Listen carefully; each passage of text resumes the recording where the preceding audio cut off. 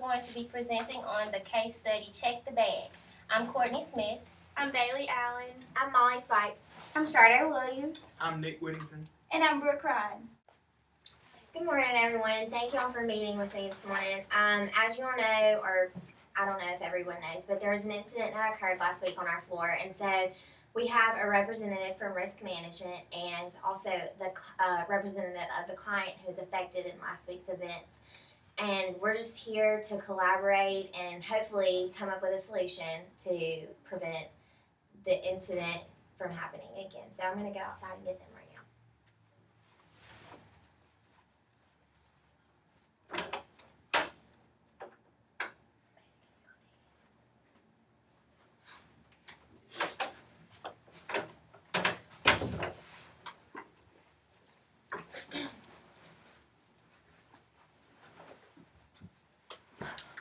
Hi, my name is Nick Whittington. I'm with the Office of Risk Management. Hi, my name is Miss Williams, and I'm here concerning problems that happened with my husband last week, and just address those concerns to keep them from occurring again to future patients. Our scenario is Mr. Williams was brought in with a new atrial fibrillation was placed on diltiazem drip in the emergency department for rate control. After arriving at the cardiac care unit, he was noticed to be hypotensive and a saline bolus was ordered. The nurse asked a coworker to get her bag of saline and went to check on another patient.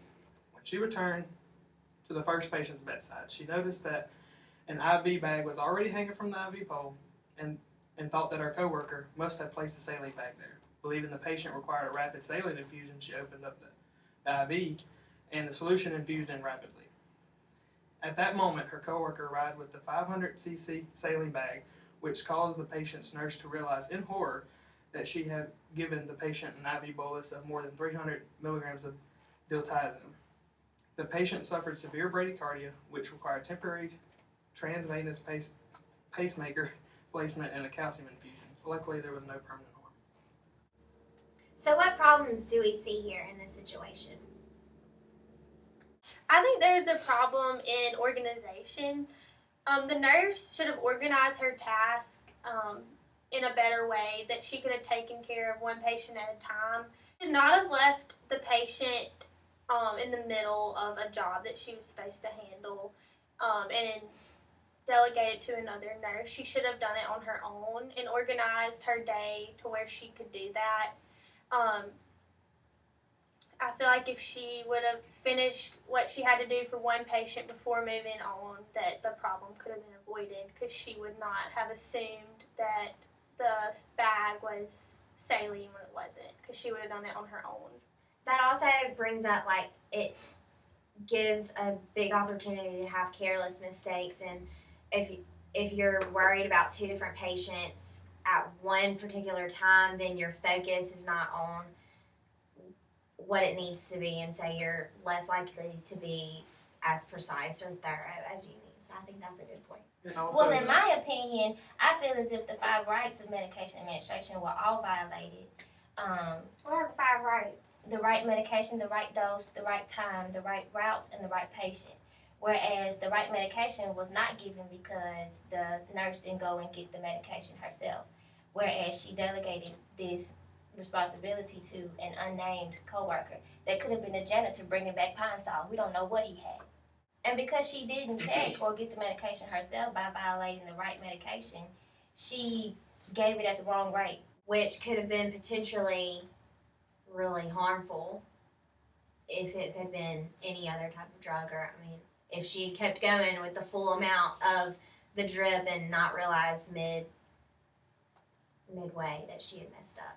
And also, that goes back to being organized, because you shouldn't leave in the middle of administering like a med. Right. You should Right. finish that task uninterrupted before you move on to the next patient. She didn't verify the patient either, because she was supposed to verify the patient before giving the medication, and had she done so, she would have matched what he was supposed to get as to what she had in her hand, as well as the rate as what she was supposed to get. And I also saw a problem with the labeling system. The nurse that was taking care of Mr. Williams, should have reviewed all the labels on the pump and monitor and the IV bags itself before administering either the saline or the medication. But I also was reviewing our situation just a moment ago, and I was researching some ways that we could implement a newer and better system for the labeling system for the IV meds. And I think one way we could do this is through bigger and brighter labels, and not only have the labels on the IV bag itself, but the pump and the monitor also, and things such as the patient's name, the IV fluid being given, the rate that the IV fluid's being infused, the time that it's being administered, the date, the dose, and the nurse's initials could all be specific things that could be on the labeling system. And I think that would help prevent any future errors that could occur with the IV medications being given to our patients. I agree. I also thought there was a problem with the delegation of the task. First of all, this nurse had an order to give the IV bolus of normal saline, and she asked her coworker, which, as Courtney said, we don't know who that was. We don't know if the coworker was even able to do that, if she was an assistant or if she was an actual nurse. We don't know. But I feel like if the nurse had gone and gotten it herself, or either made sure she contacted or talked to or verified with the nurse that she or the coworker that she delegated the task to, I think that would have helped the situation and prevented the mistake from happening. So I think whoever is in charge of taking care of a particular patient, in your case, Mr. Williams, should get the IV medications, or any medication for that matter, themselves in order to prevent the mistake from happening. I don't think there should be any delegation when it comes to medicine, especially if it's a high-risk medication. I agree, and fortunately, there were no very serious effects that could not be fixed, but I feel as if we as nurses, we should be more accountable when it comes to giving medications to these patients, whereas we should go and lay our eyes on what it is that we are giving them, match it up to what they are supposed to be getting, and making sure that we are giving this medication to the right person. I think it's really important to be extra precise and extra thorough when given medications, and I mean, in this case it was high risk, so I think that's even more important. And it could have been a lot worse. He could have been allergic. There could have been an extreme reaction to the medication, or something that we could not control or reverse. So, Yeah. but in response to that, Brooke, I think your idea is a very good one. Thank With you. the And labeling going of back, I bags. think that the labeling should be done, especially with IV. IV is mixed up in Central Pharmacy. I believe Central Pharmacy needs to place that high risk drug label. That way, everybody who handles it knows that this is a high risk drug and it needs to be dealt with, taken care of. And I even think that for specific categories of medications, like high-risk medications, Insulins. things like that, could have a specific color for the label, and especially for our floor, and it would allow everyone on the floor to know that that specific medication, just by looking at the label, knowing that it was a high-risk medication, and to take extra precautions. And another thing I've noticed too, there was almost a complete breakdown in communication among the coworkers and with the nurse and the patient. First of all, when you're administering a drug, you should always communicate with your patient on why you're administering the drug, and why, and just in case he could be allergic to it, and he may know that, and he say, I'm allergic to that, or he may know what his doctor told him, and oh, he didn't say that, he said something else. There's your check right there.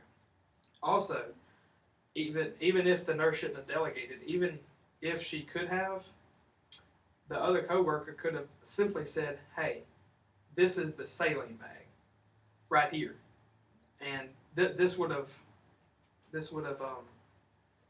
kept the nurse from assuming that, hey, that bag hanging up was what my medication. So there was almost a complete breakdown in communication as far as simple things like that can keep this from happening. And if I can interject, since we don't know who this coworker was that the nurse suggested pick up the medication or go get the medication, I feel as if we should all know what our roles are here at the hospital. If you are a nurse, you nurse. If you are not a nurse, you don't nurse. So we as nurses should not ask someone else to get anything for us, especially not something as important as a medication for a patient. And I agree with that. So, I think Ms. that's a very good point. Williams, And here, if you are asked to do something or to carry out a task that you know is not in your job description or something that you are not certified or trained to do, you should not take the assignment. You should just say no. And that too will cut down on situations like this one. and also a nurse should know who and who not to delegate and what tasks to not delegate to. Right. As in this situation, this is medications. These are things that can kill the patient. Right. You don't delegate things to other people when you don't know their qualifications. Like you said, she could have been first day assistant personnel. You don't want her getting high risk medication. So Nick, what would you suggest that our floor do to hopefully eliminate this situation from happening again? As a representative, my plan to eliminate this situation from ever happening again is to have 2 licensed nurses check off on a high risk medication. This will ensure that the right medication is being administered to the right person. This will also solve the delegation problem because you won't delegate, you'll work together as a team. The communication problem, you can both communicate different parts of the medication administration. You can both check off, and you can also both check the labeling. Make sure the label's correct, make sure everything that needs to be labeled is labeled as a team. And also communication would be better with the patient because we got 2 people. One possibly could be talking with the wife and one possibly talking with the patient itself on why this medication is being administered. And Ms. Williams, how do you feel about what's going on today in the meeting? Do you feel like it was helpful for you to? Yes. I really think everything that you all said was helpful. And I think that if all of these plans were implemented last week, then my husband's incidents could have been prevented. I think that the communication and labeling and delegation, everything played a big role. And I really appreciate you all's input and your help. And hopefully this can be avoided for future patients. Well, thank you all for meeting today. Thanks, Nick, for coming and meeting with us. And thank you, Ms. Williams, for coming and being a part of our meeting.